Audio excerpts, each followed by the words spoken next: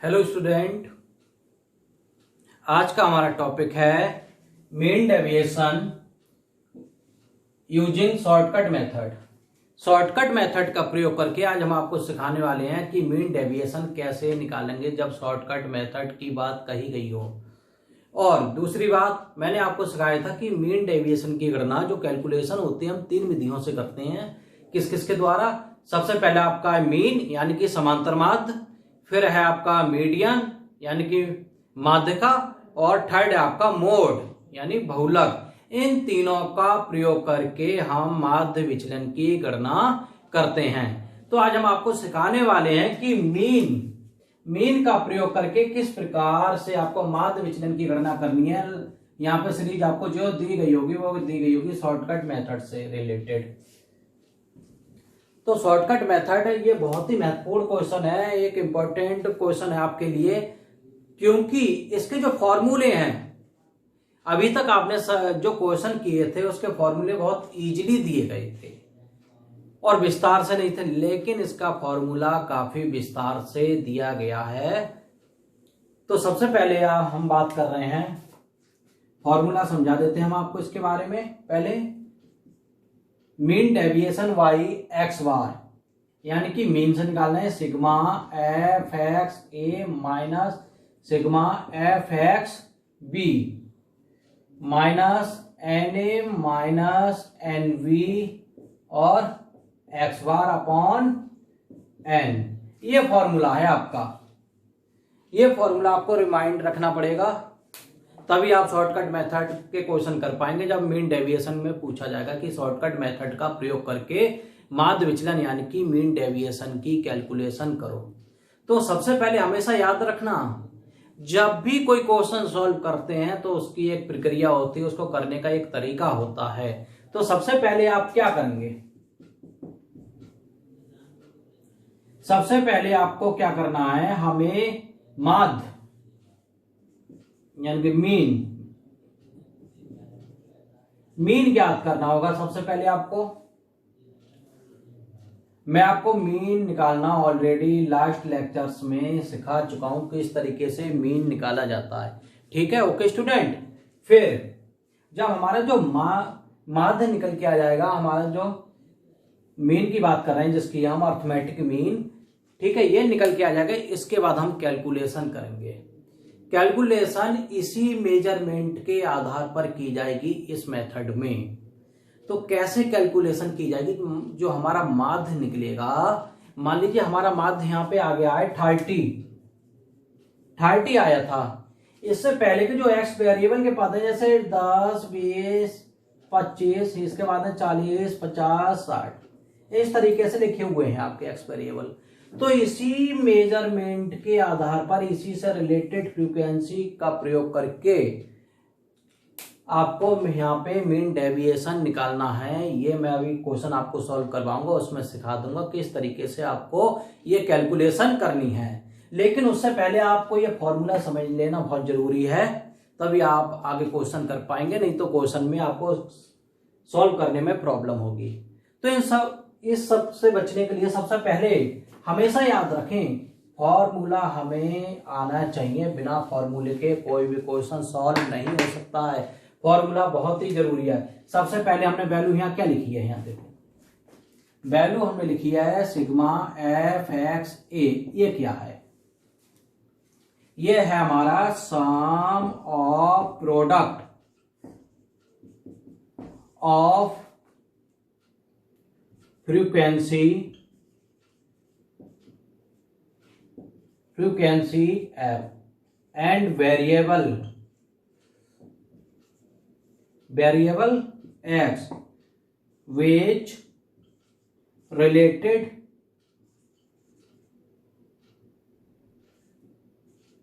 to measurement, जो measurement दी गई होगी उससे रिलेटेड है,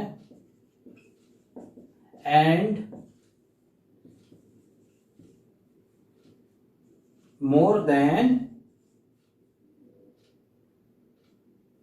मीन, जो हमारा मीन आया है, मोर देन मीन कि जो हमारा गुणनफल है बारंबारता और वेरिएबल यानी कि जो चर पद है उनके जो गुणनफल निकला है, तो हम ये देखेंगे जो हमारा माध्य निकल के आया था उससे हम कैसे देखेंगे कि हमारे जो गुणनफल कैसे कम या ज्यादा है। इसकी गणना हम करते हैं जो हमारे एक्स आंकड़े दिए गए होंगे। एक्स हमने आपको बताया था भी एग्जाम्पल के तौर पर 10, 20, 25, 30, 40, 50 इस तरीके से लिख के बताया एक एग्जाम्पल के तौर। तो इसके आधार पे हम देखेंगे। तो ये देखो, ये हमारा यहाँ पे 30 हमारा क्या था, यहाँ पे हमारा माध्य कितना आया था, 30 आया था। यहाँ पे कितना आया था, 30 माध्य निकल के आया। तो इस आधार पे ही हम इसकी कैलकुलेशन करेंगे, यानी कि एफ एक्स ये हमारा प्रोडक्ट है, हमारे यहाँ पे एफ भी दी गई होगी, तो उसकी हम जो मल्टीप्लाई करेंगे उसकी बात हो रही है। हमारे बड़े पद कैसे होंगे, हमारे छोटे पद कैसे होंगे, इसी के आधार पे हम काउंट करेंगे, कैलकुलेट करेंगे। ठीक, नेक्स्ट क्या करना है अब इसी आधार पे आपको। अब हमें क्या चाहिए, एक्स बी,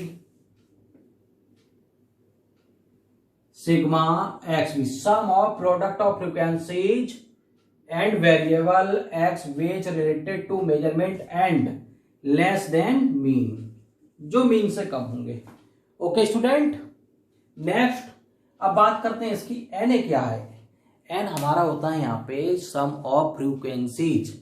एन क्या है, डिस्क्रीट सीरीज में सम ऑफ फ्रीक्वेंसीज, इंडिविजुअल सीरीज में क्या होता है, एन नंबर ऑफ ऑब्जर्वेशन जो हमारे टर्म दिए होते हैं वो। लेकिन जब डिस्क्रीट सीरीज और कॉन्टिन्यूअस सीरीज की बात की जाती है तो हमारा जो एन होता है, एन कहलाता है हमारा सम ऑफ फ्रीक्वेंसीज, बारंबारता का योग। अब यहाँ पे हमारे दो दे रखे n a n b. P हमारा क्या रहेगा, जिस तरीके से हमारा बी, देखो यहाँ पे बी आया, ये हमारे लेस के लिए जो कम पदों की संख्या होगी उसको लेंगे योग को, और जो ज्यादा होगी उसके लिए ए लेंगे। ये किसके आधार पे लेंगे, ये भी आप मीन के आधार पर लेंगे, माध्य के आधार पर लेंगे इसको भी। अब देखो ये लिख लेना आप कॉपी में अपनी, लिखते जाना साथ साथ। अब any sum of frequencies, sum of frequencies related to measurement that is more than, कौन सी measurement, that is more than mean। Okay, N A. अब एन बी क्या हो जाएगा, सेम ऐसे ही, sum of frequency related to measurement that is less than mean। Okay student, ये समझ में आया आपको। एन क्या है आपका, सम ऑफ फ्रीक्वेंसीज। एक्स की बार क्या है, जो आपने कैलकुलेट करा arithmetic mean.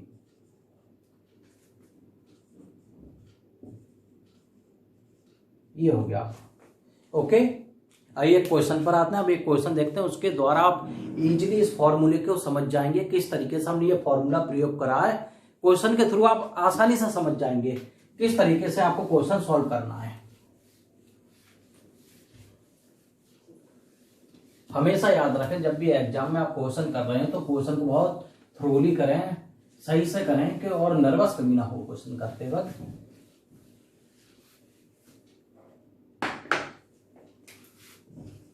Find mean deviation by shortcut method. जब क्वेश्चन में लिखा है आपको क्वेश्चन शॉर्टकट मेथड से करना है तो शॉर्टकट मेथड से ही करना है। ठीक, अगर आप कोई और मेथड यूज करेंगे, डायरेक्ट मेथड का प्रयोग करेंगे, या तो आपका क्वेश्चन कट कर दिया जाएगा या मार्क्स कट कर लिए जाएंगे। साइज एफ, देखिए आप यहाँ 10, 20, 30, 40, 50 और 60 12 मात्रा क्या दे गई हैं।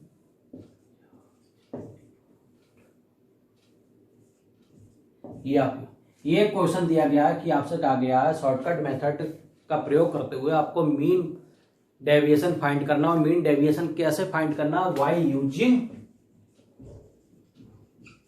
मीन, ये भी लिखा होगा क्वेश्चन में। ठीक, अगर ये वर्ड नहीं लिखा है इतना तो आपका मन है चाहे आप मीडियन से सॉल्व करो, चाहे मोड का प्रयोग करके सॉल्व करो, चाहे मीन का प्रयोग करके सॉल्व करो। अगर नहीं लिखा है तो, अगर लिखा बाय यूजिंग मीन तो आपको मीन से ही करना है। तो हम यहां पर कुछ लाइनें खींच लेते हैं। एक्स एफ एफ एक्स और एक लाइन बनेगी हमारी कैलकुलेशन बाय मीन। ठीक, इतनी लाइनें हमारी यहां पर आएंगी। ओके स्टूडेंट, इसको आपको ध्यान से देखना है इस क्वेश्चन को सॉल्व करने के लिए। x 10 20 30 40 50 60, ये हो गया हमारा 4 3 8 6 2 7। इन दोनों की आपस में मल्टीप्लाई एफ इंटू एक्स, 10 4 जा 40 में आपको मीन निकालना ऑलरेडी लास्ट लेक्चर्स में सिखा चुका हूँ किस तरीके से आपको मीन निकालना। आप मेरे लास्ट लेक्चर जो दिए गए हैं मेरे द्वारा उन्हें आप देख सकते हैं। उसके लिए आप चैनल को सब्सक्राइब कर दें तो आपको सारे लेक्चर दिखने लगेंगे जो जो मैंने आपको पढ़ाए हैं। 20 तियां 60, 8 तियां 24, 6 24।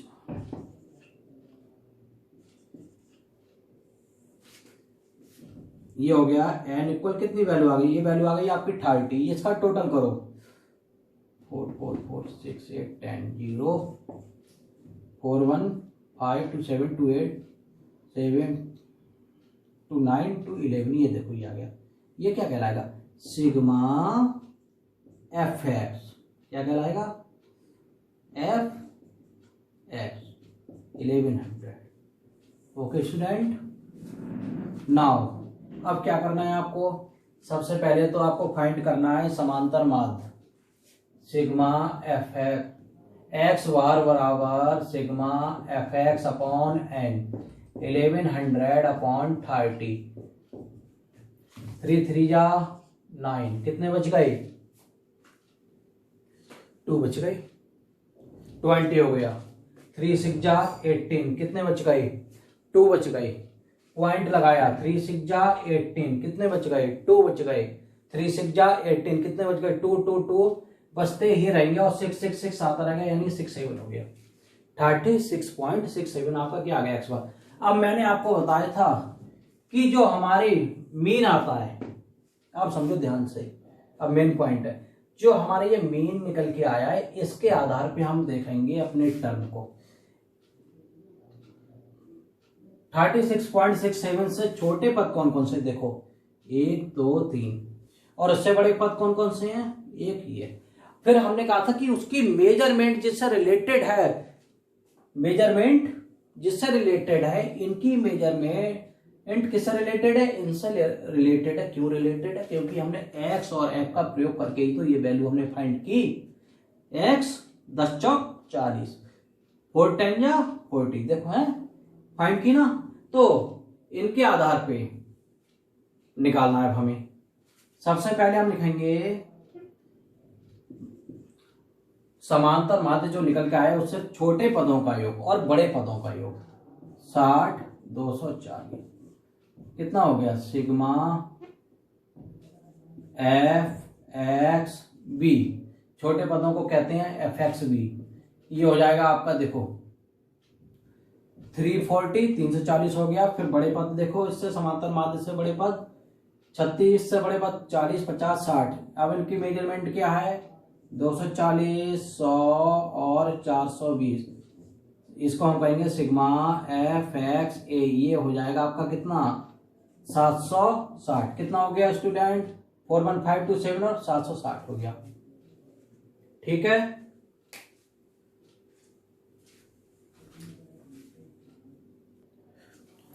फिर हमने आपको बताया sigma x b, f x b और एफ एक्स बी फाइंड करने के बाद आपको एक वैल्यू और फाइंड करनी है, क्या फाइंड करनी है? Na और Nv, ये दो वैल्यू आपको फाइंड करनी है। अब देखो भाई, Nv और Na, Nv क्या है? पदों का योग जो बारंबारता से छोटे कौन से वाले पद, देखो वो उन पदों का योग ज्ञात करना है जो समांतर माध्य से रिलेटेड है। समांतर माध्य से छोटे टर्म ये हैं, तो इनके सामने कौन कौन है मेजरमेंट में? सामने ये वाले तो हैं, 4 3 8, कितना हो गए? 15 आ गए जी। अब बड़े पद कौन से हो गए? 40 50 60 के आगे सामने कौन है? 6 2 7, कितने हो गए? ये हो गए 15। फॉर्मूला आपको लगाना है mean deviation by mean, formula sigma f x A minus sigma f x B minus N A minus N B और into x bar upon N. ठीक, okay student, now see this. देखो अब आप F x से हमारा निकल के आया 760 में से हमने एफ एक्स भी घटा दिया 340 माइनस एन ए, देखो एन ए भी 15 है और एन बी भी 15 है, एक्स बार अपॉन कितना आ गया? एन कितना था यहाँ? 30। 760 में से 340 माइनस करेंगे तो कितना बचेगा? ये आपका बच जाएगा 420 अपॉन 30। देखो यहाँ कितना, 15 में से 15 माइनस हुआ 0। ये एक्स बार हमारा ये था, देखो एक्स बार हमने ये नहीं लिखा था, ये रहा एक्स बार ये है। ठीक है,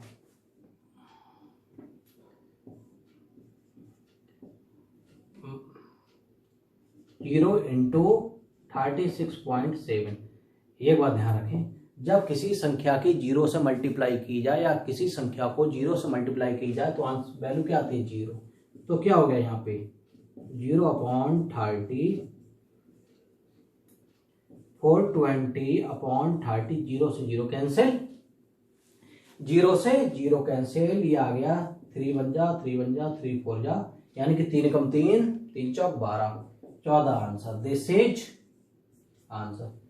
ये निकल के आ गया मीन डेविएशन बाई मीन, इस तरीके से। और हाँ, मैं आपको एक बात ऑलरेडी क्लियर कर चुका हूं, चाहे आप इंडिविजुअल सीरीज की बात करें, चाहे डिस्क्रीट सीरीज की बात करें, चाहे कॉन्टिन्यूअस सीरीज की बात करें, अगर आपसे कहा जाएगा कोएफिशिएंट ऑफ मीन डेविएशन निकालना, तो आपका सभी में एक ही फॉर्मूला का प्रयोग किया जाता है। कौन सा फॉर्मूला?